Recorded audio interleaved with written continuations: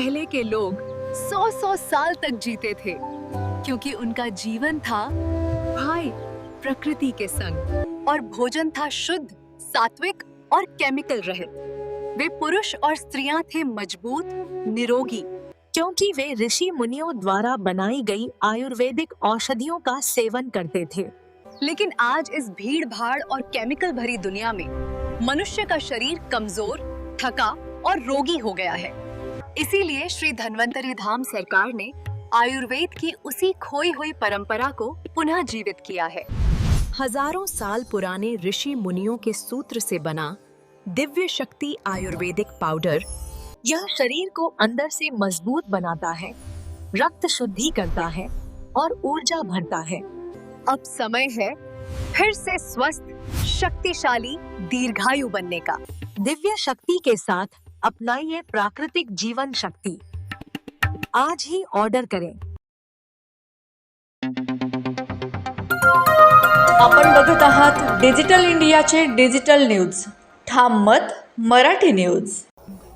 धुळे महानगरपालिकेच्या निवडणुकीसाठी आरक्षण सोडत जाहीर। 74 जागांपैकी 37 जागा महिलांसाठी राखीव। बातमी सविस्तर। राज्य निवडणूक आयोगाने दिलेल्या निर्देशानुसार महापालिकेच्या सार्वत्रिक निवडणुकीच्या पार्श्वभूमीवर धुळे महापालिकेची आरक्षण सोडत आज जाहीर करण्यात आली।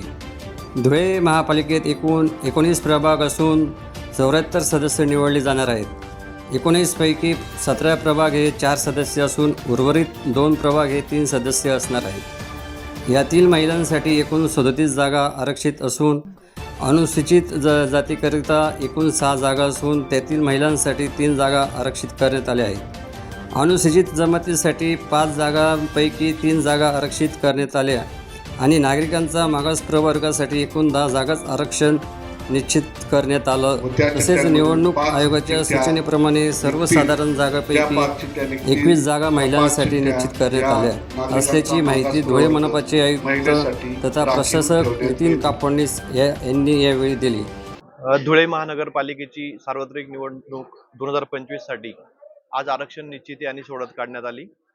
धुळे महानगरपालिकेचे एकूण 19 प्रभाग आहेत आणि एकूण सदस्य संख्या 74 आहे। 19 पैकी 17 प्रभाग हे 4 सदस्य आहेत तर 2 प्रभाग हे 3 सदस्य आहेत। महिलांसाठी आरक्षित जागा एकूण 37 होत्या। 37 पैकी अनुसूचित जाती, अनुसूचित जमाती आणि नागरिकांचा मागास प्रवर्ग यासाठी आज आरक्षण निश्चित करायचं होतं। या आरक्षण प्रक्रियेतून नागरिकांच्या महिलांसाठी ज्या जागा राखीव होत्या त्यापैकी अनुसूचित जातीसाठी 3 जागांचं आरक्षण निश्चित करण्यात आलं। अनुसूचित जमातीच्या 3 जागांचं आरक्षण निश्चित करण्यात आलं आणि नागरिकांच्या मागास प्रवर्गासाठी एकूण 10 जागांचं आरक्षण निश्चित करण्यात आलं आणि आयोगाच्या सूचनांप्रमाणे सर्वसाधारण जागांपैकी एकूण 21 जागा ह्या महिलांसाठी निश्चित करण्यात आल्या। एकंदरीतच पूर्ण प्रक्रिया अतिशय पारदर्शकपणे पार पाडण्यात आलेली आहे। सूचना हरकती या प्रक्रियेवर मागवण्यात येतील आणि सूचना हरकती नंतर या सूचना हरकती अंतिम करून अंतिम आराखडा हा माननीय निवडणूक आयोगाच्या मान्यतेसाठी पाठवण्यात येईल। हरकतीची तारीख काय दिली? 17 नोव्हेंबर ते 24 नोव्हेंबर ही हरकतींची तारीख राहील। त्यासाठी सविस्तर प्रसिद्धीकरण हे महानगरपालिकेमार्फत करण्यात येईल।